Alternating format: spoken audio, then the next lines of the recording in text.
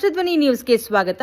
ರಾತ್ರಿ ದಾರಿ ಕೇಳುವ ನೆಪದಲ್ಲಿ ಸುಲಿಗೆ, ಇಬ್ಬರು ಆರೋಪಿಗಳ ಬಂಧನ, 3 ಲಕ್ಷ ಮೌಲ್ಯದ ಚಿನ್ನದ ಸರ ವಶಕ್ಕೆ. ಕೋಲಾರ ಗ್ರಾಮಾಂತರ ಪೊಲೀಸರು ರಾತ್ರಿ ವೇಳೆ ದಾರಿ ಕೇಳುವ ನೆಪದಲ್ಲಿ ಸುಲಿಗೆ ಮಾಡುತ್ತಿದ್ದ ಇಬ್ಬರು ಆರೋಪಿಗಳನ್ನು ಬಂಧಿಸಿದ್ದಾರೆ.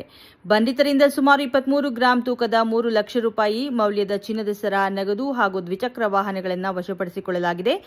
ಮೇ 16ರಂದು ರಾತ್ರಿ ವೆಂಕಟರಾಮಯ್ಯ ಅವರು ಕೋಲಾರದತ್ತ ತೆರಳುತ್ತಿದ್ದ ವೇಳೆ ಶಾನುಭೋಗನಹಳ್ಳಿ ಗೇಟ್ ಬಳಿ ಘಟನೆ ನಡೆದಿದೆ. ಬೈಕ್ನಲ್ಲಿ ಬಂದ ಇಬ್ಬರು ಯುವಕರು ದಾರಿ ಕೇಳುವ ನೆಪದಲ್ಲಿ ವಾಹನ ನಿಲ್ಲಿಸಿ ಚಿನ್ನದ ಸರ ಕಿತ್ತು ಪರಾರಿಯಾಗಿದ್ದರು. ಈ ಸಂಬಂಧ ಕೋಲಾರ ಗ್ರಾಮಾಂತರ ಠಾಣೆಯಲ್ಲಿ ಪ್ರಕರಣ ದಾಖಲಾಗಿದ್ದು ಪೊಲೀಸರು ತನಿಖೆ ಆರಂಭಿಸಿದರು. ಹಿರಿಯ ಪೊಲೀಸ್ ಅಧಿಕಾರಿಗಳ ಮಾರ್ಗದರ್ಶನದಲ್ಲಿ ವಿಶೇಷ ತಂಡ ರಚಿಸಿ ಆರೋಪಿಗಳ ಪತ್ತೆ ಕಾರ್ಯ ಕೈಗೊಳ್ಳಲಾಯಿತು.